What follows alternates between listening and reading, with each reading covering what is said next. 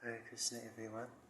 It's pretty late where I am, but yeah, I'm uploading another video of chanting of this Hare Krishna Maha Mantra. And for those of you who don't know what the Hare Krishna Maha Mantra is, it is described as the great mantra for this age, Kali Yuga. Kali means quarrel and hypocrisy, as far as I've heard, but according to the yoga texts and meditation texts, as far as I believe, I can remember. Yeah, and we can see that quarrel and hypocrisy is everywhere, even within ourselves. And so this Hare Krishna Maha Mantra, it purifies, cleanses all of the quarrel and hypocrisy in the world. And that's why there are so many people that are out there trying to spread this Hare Krishna Maha Mantra, because it's really the light that can shine and just dissipate all of the darkness. And that might sound like a bit of a utopia, like a serious utopia, because we're bombarded with so many ideas about this will be the perfect situation, the perfect thing for you, this will make you happy. And maybe a part of us that doesn't believe that, because we were a bit realistic. But there's also a part of us that has fallen for it before, whether it be a job, a relationship. We think it's going to be something that it turns out not to be. And so our heart gets crushed naturally, and so it can be hard to trust new ideas, new things that claim to be a utopia. But this really is something, this Hare Krishna Maha Mantra is something that hasn't actually come from the material platform, like from matter. So it is perfect by nature, and really it's up to us as to whether we apply it in our life or not, and how we apply it as well, how much sincerity we give this Hare Krishna Maha Mantra, how much heart, and then you just experience that much, if not more, reciprocation. So whatever you put in, you either get out or you get out more. And that's why you can see these people who chant this Hare Krishna Maha Mantra over their lifetime, they're just beaming, they're glowing, and the qualities they have are like no other person. And that's because they're on a daily basis, purifying their consciousness, purifying their mind, purifying their heart. And the yoga texts explain that, well, actually, no, there's this great soul, this great personality who's still living in the world as far as I can remember and know about.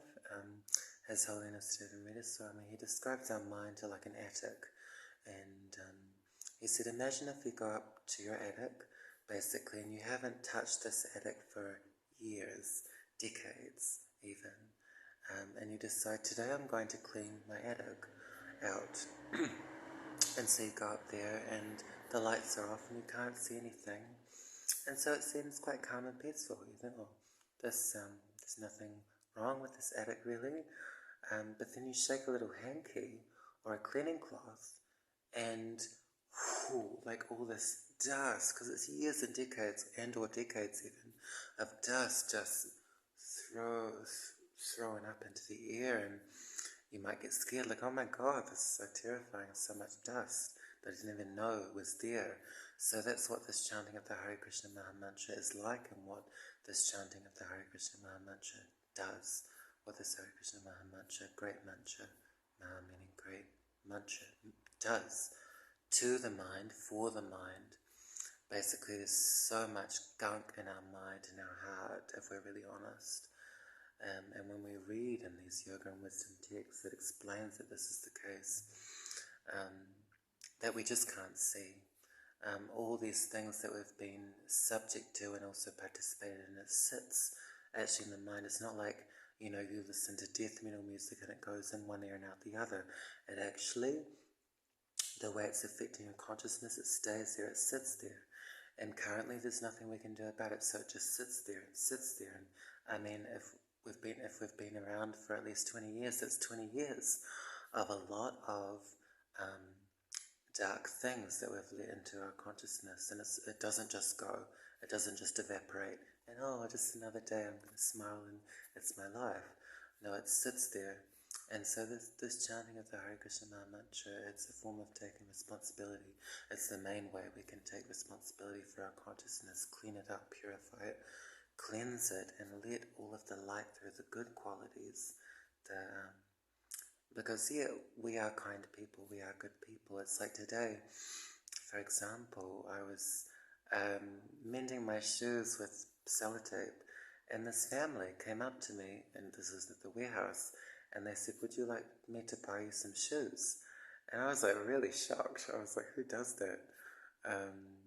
But actually I think one other person did something similar to me recently as well. But so we are loving, we are kind, we have these propensities, but there's also mixed in with it so much toxicity, so it's a dangerous mixture. But with this chanting, of this Hare Krishna Maha Mantra, the most pure mantra in this age, for this age for us, as well, most importantly, is it deals with all that toxicity that we just don't know how to deal with, and we can't even see most of it. But it comes out as anger, it comes out as frustration, annoyance, sadness, depression, suicidal ideation. These things just don't just come from nowhere. It's all the toxicity that we've let unknowingly or unknowingly linger. But we're innocent because we've never been taught how to fully, genuinely deal with that toxic gunk within our heart and within our minds. And I've mentioned this in another video, but there's this lovely lady, Hare, and she might have a new name now, but she was explaining that our mind is like a record, like a big black disc that old people used to play instead of MP3s or CDs, depending on how old you are. If you're listening to or watching this video, she explained that our mind is like a record, and a record has, for anyone who knows what I'm talking about, a record has grooves in it. So the disc is round in shape, and there are grooves that go round within the disc, like grooved into the disc, if you know what I mean, and if you know what I'm talking about right now. And so she was saying that the grooves that are already in the record basically are like all of the thoughts that we currently have, both positive and negative. But in this day and age, it's mostly negative. And but no, both the positive and negative thinking, both the positive and negative thoughts, and all the baggage, all the traumas that we have. And if we've lived, at least, even as long as I've lived, only 25 years, there will be trauma, because life is hard. And you encounter so many grey areas, so many different situations, so many people, persons, personalities, I mean to say. Sorry. And Janavi Harrison was explaining that this Hare Krishna Maha Mantra, this great mantra for this age, Kali Yuga, the age of quarrel and hypocrisy, it creates new grooves, literally new, real grooves within the mind, in a way that uplifts the mind. And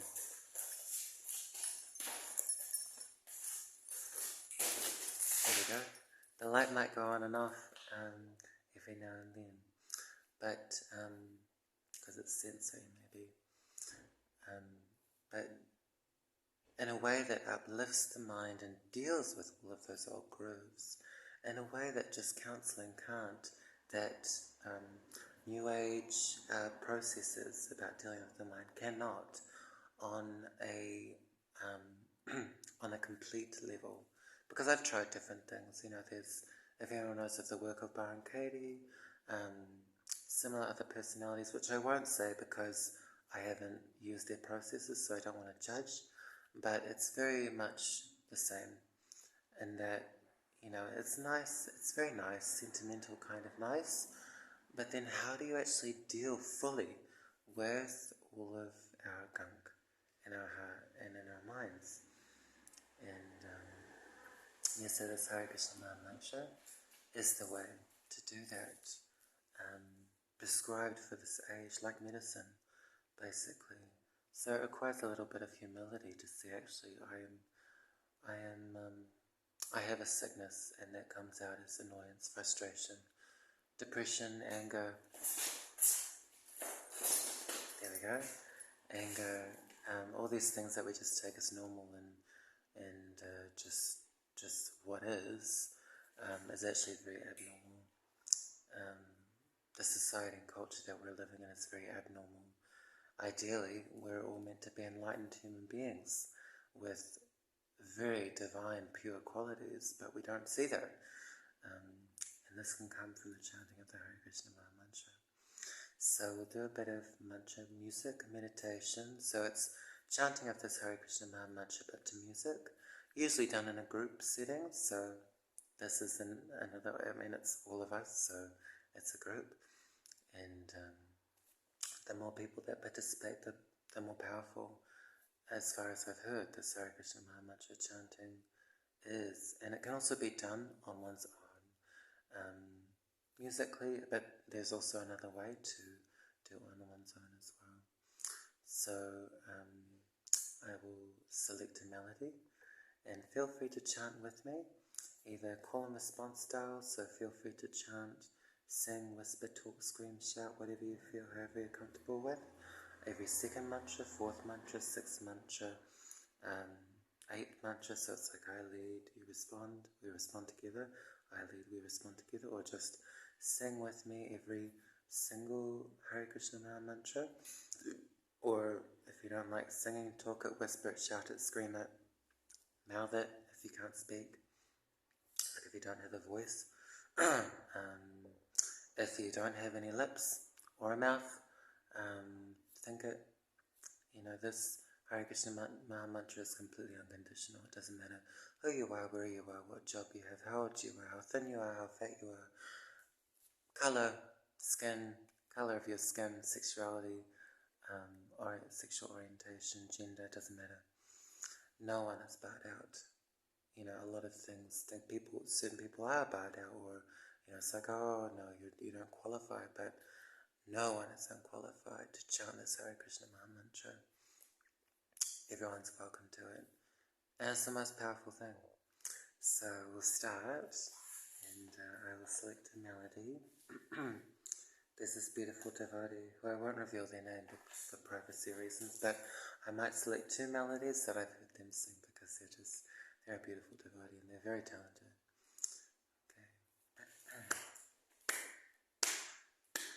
Hare Krishna, Hare Krishna,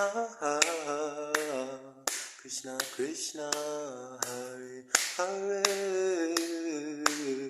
Hare Rama, Hare Rama, Rama Rama, Hare Hare, Hare Krishna, Hare Krishna, Krishna Krishna, Hare Hare, Hare Rama, Hare Rama, Rama Rama, Hare Hare, Hare Krishna, Hare Krishna, Krishna Krishna, Hare Hare, Hare Rama, Hare Rama, Rama Rama, Hare Hare, Hare Krishna, Krishna Krishna, Hare Hare, Hare Rama, Rama Rama, Hare Hare, Hare Krishna, Krishna Krishna, Hare Hare, Hare Rama, Rama Rama, Hare Hare, Hare Krishna, Krishna, Krishna Krishna, Hare Hare, Hare Rama, Rama, Rama Rama, Hare Hare, Hare Krishna, Krishna Krishna, Hare Hare, Hare Rama, Rama Rama, Hare Hare, Hare Krishna, Krishna Krishna, Hare Hare, Hare Rama, Hare Rama, Rama Rama, Hare Hare, Hare Krishna, Krishna Krishna, Hare Hare, Hare Rama, Rama Rama, Hare Hare, Hare Krishna,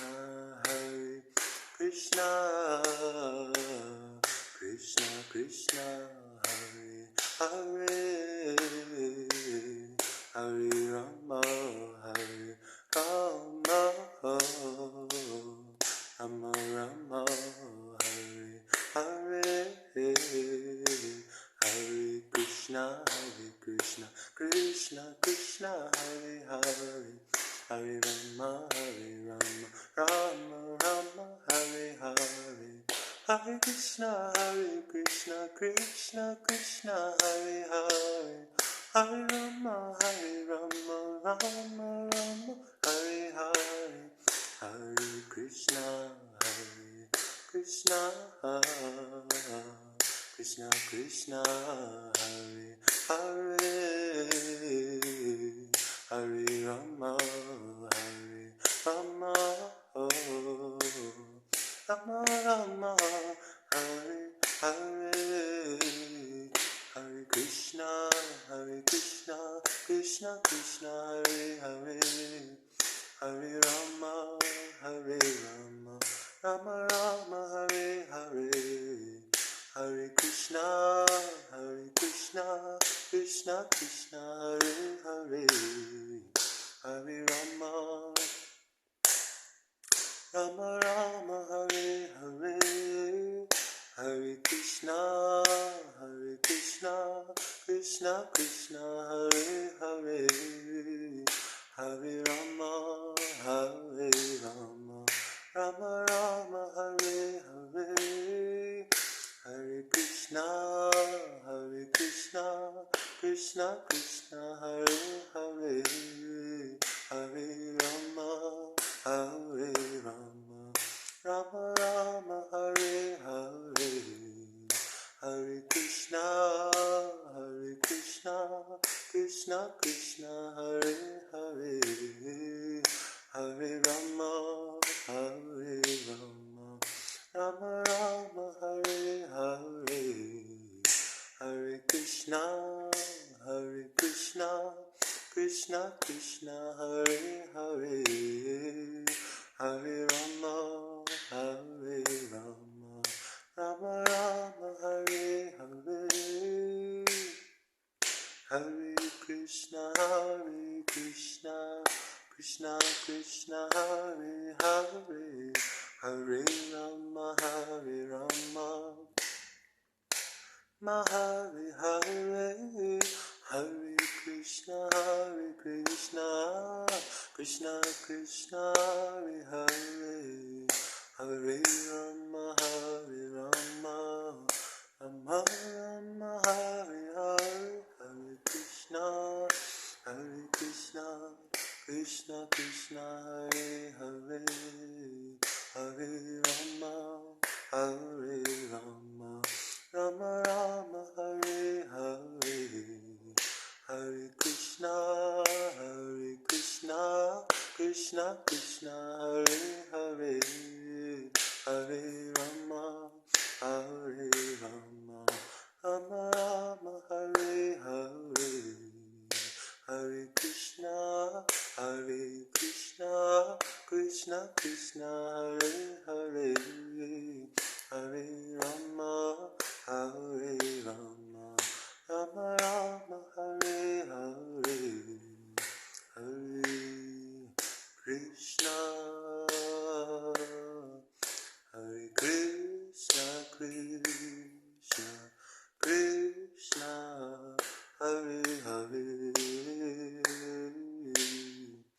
Hare Rama, Hare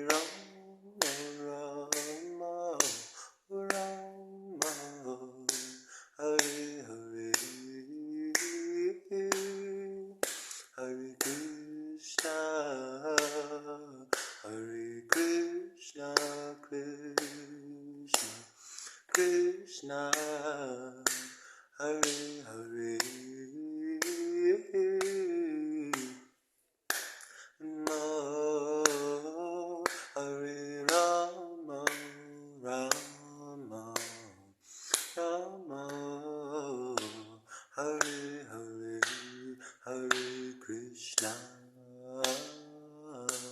Hare Krishna, Krishna Krishna, Hare Hare,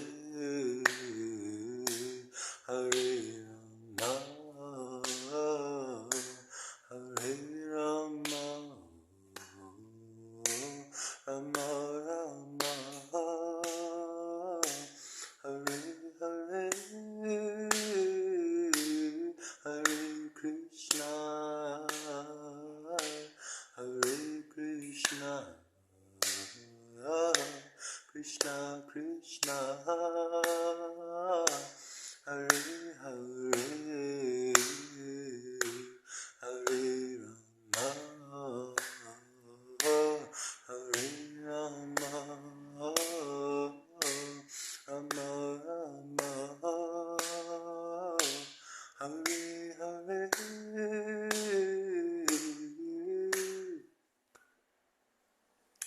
Hare Krishna. Thank you everyone for joining, listening, participating, singing, whispering, talking, screaming, shouting. This Hare Krishna Maha Mantra is for everyone. It doesn't matter who you are. It's like my background. I can be honest. I'm part Indian, part European. I have I was born attracted to men, and then grew up a little bit, and then attracted to both genders. So really, it doesn't matter. And one of these things that I've been meditating on recently is how, all these designations that we hold so dear to us, like, oh, I'm straight, or oh, I'm gay, or oh, I'm a man, or oh, I'm a woman. It's like a part of our identity. These yoga texts and meditation texts explain this wisdom from ancient India, explains that these are just codes, basically coverings. And is this just like a mental adjustment, just to say, oh, this is my code, that is my code, but still I feel this way? No. You chant this Hare Krishna Maha Mantra, which is the process for self-realization of this in this age of Kali Yuga, for all of us, for everyone. And you get the realization that you're not part Indian, part European, you're not gay, you're not straight, you're not bisexual, whatever it is, intersex, transgender. You are not these designations. You are spirit soul, beyond all of these coats, coverings. Does that mean that you just then go run into the forest and don't associate with anyone and just live a completely dysfunctional life? No. You still use everything you have in a way that can help you to focus more on this Hare Krishna Maha Mantra, ideally daily.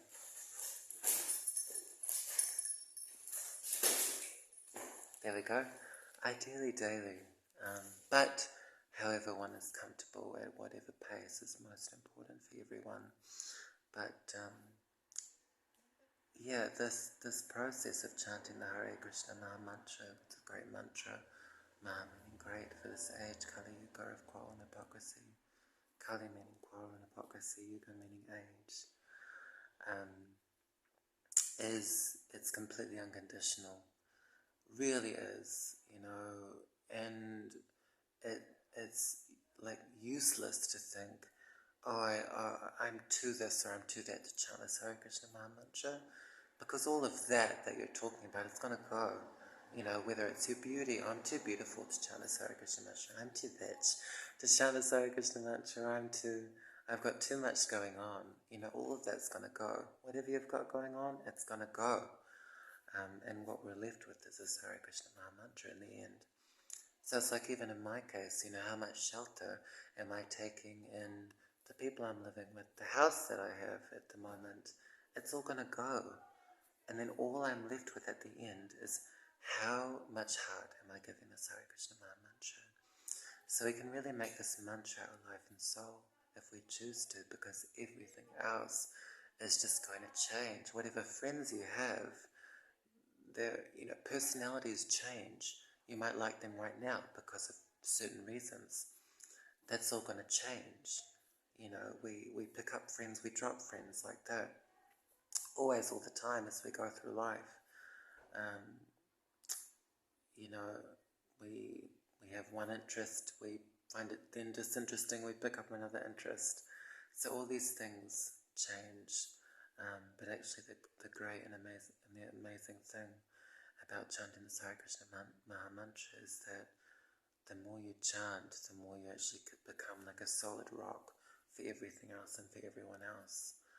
Because everything else we're currently doing is makes us very not solid, not reliable, not trustworthy, not grounded, not for anyone and anything else, not helpful to anyone and or anything else. But this Hare Krishna Maha Mantra, it just turns you into like this fearless, bold rock, which is a depressing metaphor, rock, but the use of the word and the object rock, but in the sense that you become so strong and so steadfast, and you can start to cut everything with a knife, so to speak, all the fuzziness. If someone's having a conversation with you, after you've chanted this Hare Krishna Maha Mantra, you can just see it for what it is. If there's something there, if it's like total, fuzziness, or whatever it is, you can see it for what it is. You can see it in clarity, you can see it clearly. Because your mind is becoming more and more clear day after day, every day, ideally. But we all start somewhere. His Holiness, this great soul, who, as far as I'm aware, still walks the earth, His Holiness Devamrita Swami Maharaja, he started with one mantra.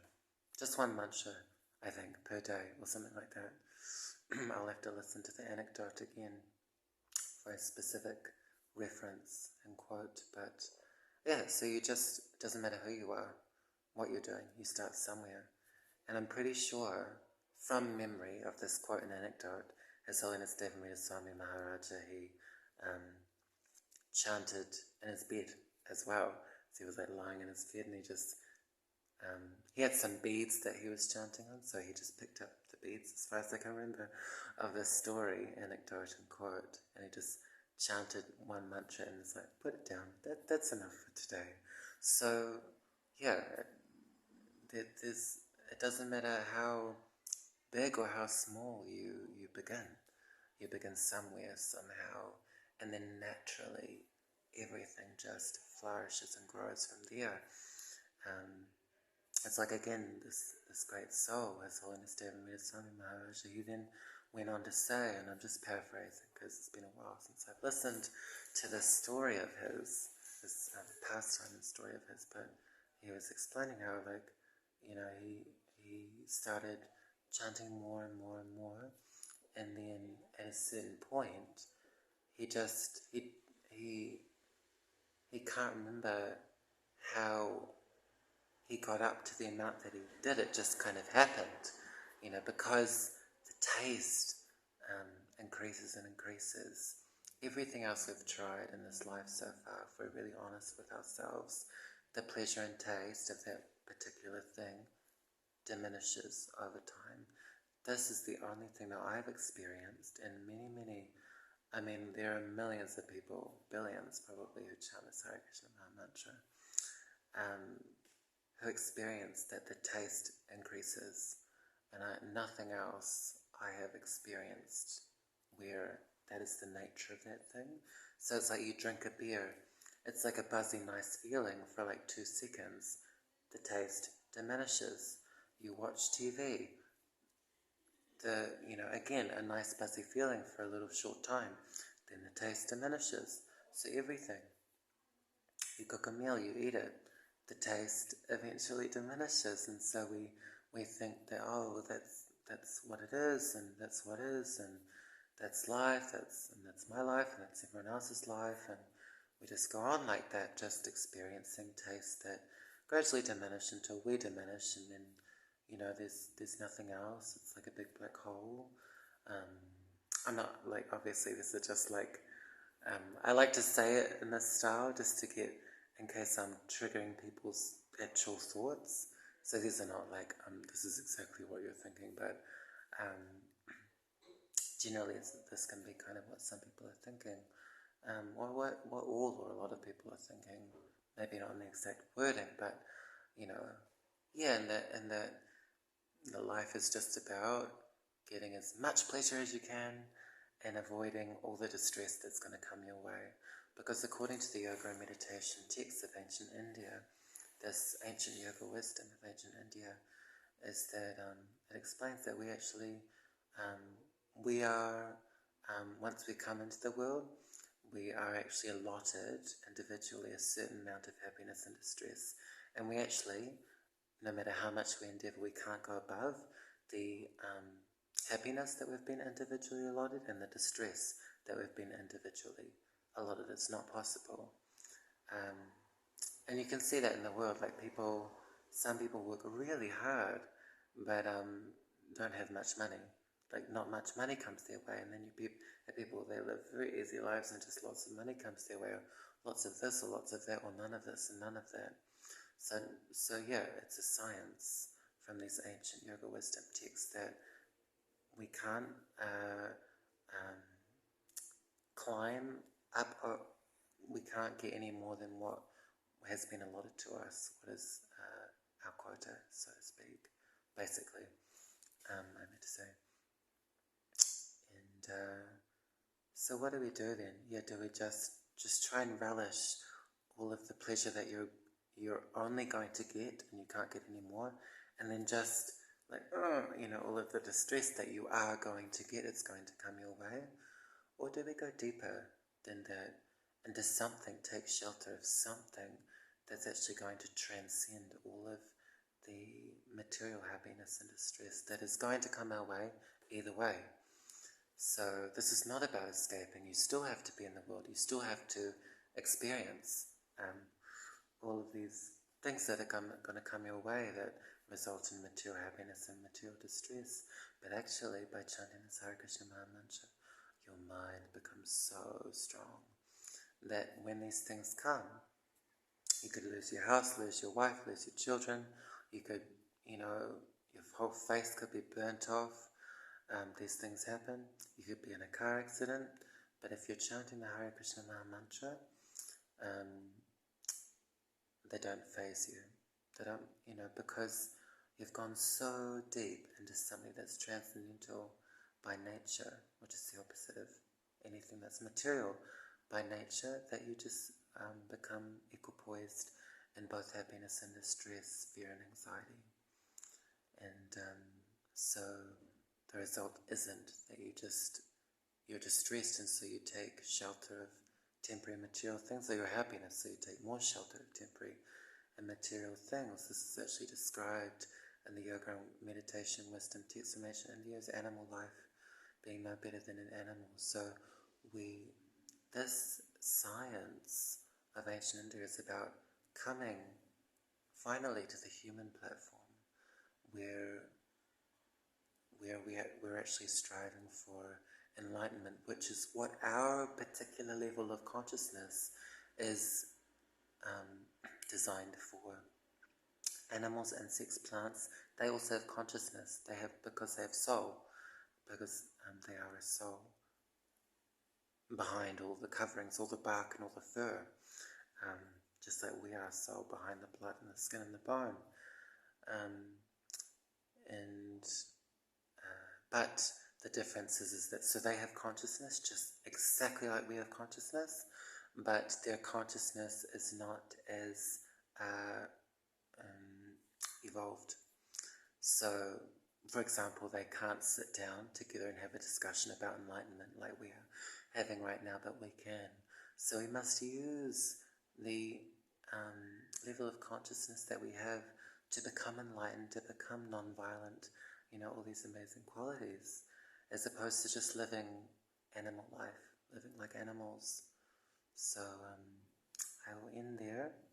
A lot to think about, maybe, for some people who are listening and or watching. Sleep on it, sit on it, lie on it. Oh no, that's different to sleeping. Take as much time as you need. It's all about processing. but everything I'm saying, it's from my heart, so it'll go from my heart to your heart. That's how it works. If I was just all mechanical and like acty about it, it wouldn't be as potent, as far as I'm aware. Really, the heart is the most important thing when we're talking about transcendental subjects, when we're chanting transcendental great mantras, the great mantra for this age of Kali Yuga of quarrel and hypocrisy, Kali meaning quarrel and hypocrisy, which we can see on all levels, I meant to say, both within ourselves, around us, as a culture, as a society. So we must end it by chanting Hare Krishna Maha Mantra. Hare Krishna. Good night, sweet dreams, and I invite everyone to, as an exercise, to chant this Hare Krishna Maha Mantra to sleep. And I just realized I haven't actually gone through the Hare Krishna Maha Mantra, so for anyone who's new to these videos, it goes Hare Krishna, Krishna Krishna, Hare Hare, Hare Rama, Rama Rama, Hare Hare. And maybe we can do it again together. Hare Krishna, Krishna Krishna, Hare Hare, Hare Rama, Rama Rama, Hare Hare. 3 names. That's all it is. 3 transcendental names that can free the mind. Mantra means to free the mind. Man means mind, and tra means to free. So this really is a sublime process. It's a practical process. It's the most practical thing I've come across in my whole lifetime, and everything else is just like pillow talk, so plastic and fake, basically, and temporary. This is the juice that we're all searching for. So I invite everyone to give this Hare Krishna Maha Mantra a go, and sleep well. Hare Krishna.